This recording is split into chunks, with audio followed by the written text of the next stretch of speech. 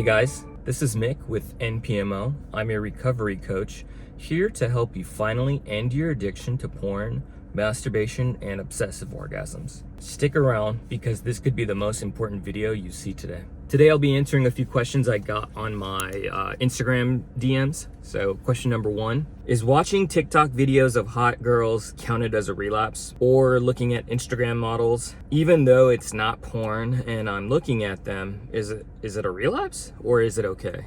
It's not under the name of porn doesn't mean that it's not artificial sexual stimuli. So what does that mean? That means anything that gets you aroused that's not real, as in artificial, is considered porn.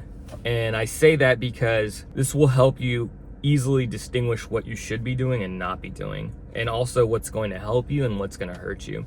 So an example for that would be sexually charged text messaging. All right, let's say you're texting somebody and she says something that gets you aroused, and all of a sudden you've got that good feeling and you're getting excited. That's, I would consider porn.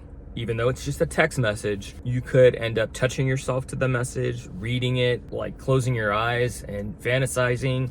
That's all stuff you're trying to get away from to help you end your addiction to porn and masturbation and obsessive orgasms. I say obsessive orgasms because I'm referring to the time where you start just having them to have them. They don't even feel good.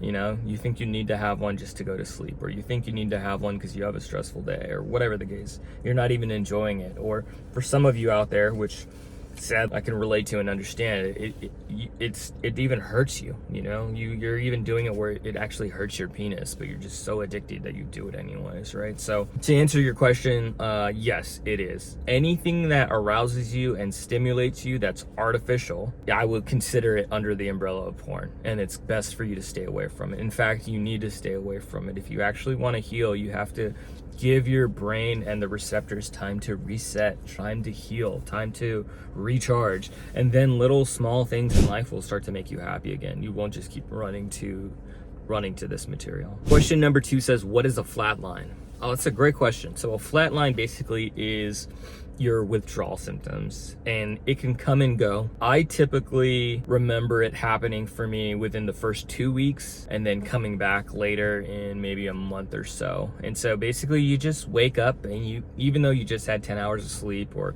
you're doing everything right, you're eating clean, you're working out, you're staying away from porn, you have some sobriety under your belt, you wake up and you feel like shit. You don't feel good. You lost all your motivation. You don't feel like going to work. You don't feel like getting out of bed. That's a flat line. And basically what's happening is your brain is resetting, and there are times where it just kind of goes flat. I guess that would be the best way to describe it. So when these days happen, you need to be extra gentle to yourself. You need to be extra careful about the things you do and not do. And you just need to kind of take it easy. You have to remind yourself that this day is going to pass and that you're going to feel better. And sometimes they only last a couple hours. Sometimes they last a couple days. Sometimes they last weeks. I mean, it just depends on everybody, but it does go away. You won't feel like that forever. So basically, it's a moment in time where your brain is recharging. It's so exhausted and so tired from the overstimulation that you've been giving it that now it's finally like, hey, like, okay, enough is enough, and I'm just kind of trying to fix myself. And so if you do get yourself into a flatline period, I shouldn't say if you get yourself into one, if you end up in a flatline, it's kind of a good sign. Even though it doesn't feel good, it's indicating that your brain is healing and that you're starting to go onto the right path. So don't worry too much about it. Don't fear it. You're gonna know. You're gonna wake up and you're gonna be like, man, this sucks. You'll know right away that you're in a flat line. So hang tight, brothers. Question number 3. What do you guys think is worse? Jerking off without watching porn, or watching porn and not jerking off? They're both bad. They're both useless. They are not gonna help you. Now, I know that there's a whole bunch of people who are pro masturbation. That's fine, but I gotta be honest. I just don't think real men masturbate. Like, they just really don't do it, because they have women. And why would you touch yourself when you could have a woman touch you?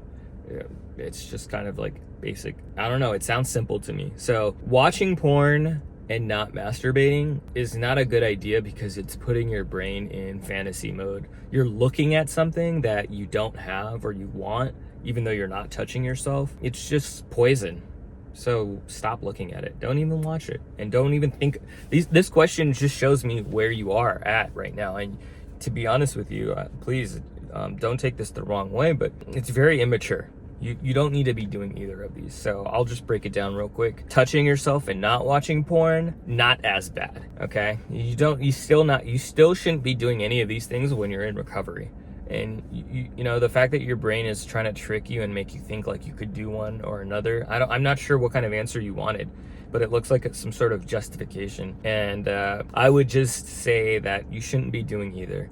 And you know, it will get better. I can tell you're not feeling well, and I just want to remind you that like things will improve. You're not going to feel like shit forever, and there will be a day where things are a lot better for you, okay? So hang in there, man. You know, there's no magic bullet to quit overnight. I wish there was something I could give you that would just stop it right away, but that's just not how this works. Don't fool yourself, okay? And don't get fooled by people who are trying to sell you something that tells you that you can quit in a day, 2 days, a week, a month, or whatever. They can't promise you anything because they are not you. So don't take any kind of that bait.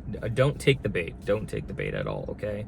It might take you a long time, or it might not take you a long time. But there's nobody that knows enough, like a definite date that it's gonna take you. So don't fall for that. There's no magic bullets, okay, with this situation. I'm sorry, there's not. But I'm telling you this so that you stop tricking yourself. You stop tricking yourself into believing that there's just one more video you need, or there's just one more day you need. You gotta handle this every day at a time, one day at a time. Like every step you're taking brings you closer to freedom. That's how you need to think of it. Check out my other content. If you need more guidance or support, feel free to DM me on Instagram at ENDPMO. Be sure to like this video, subscribe, leave a comment below, let me know what you need help with. You're here for a reason, okay? This isn't an accident, and I'm really proud of you for sticking through to the end if you're watching this. It means you're serious and that you want to grab all the information, which is fantastic, okay? So hang in there. Don't ever give up on yourself, okay? You can defeat this. Hang in there.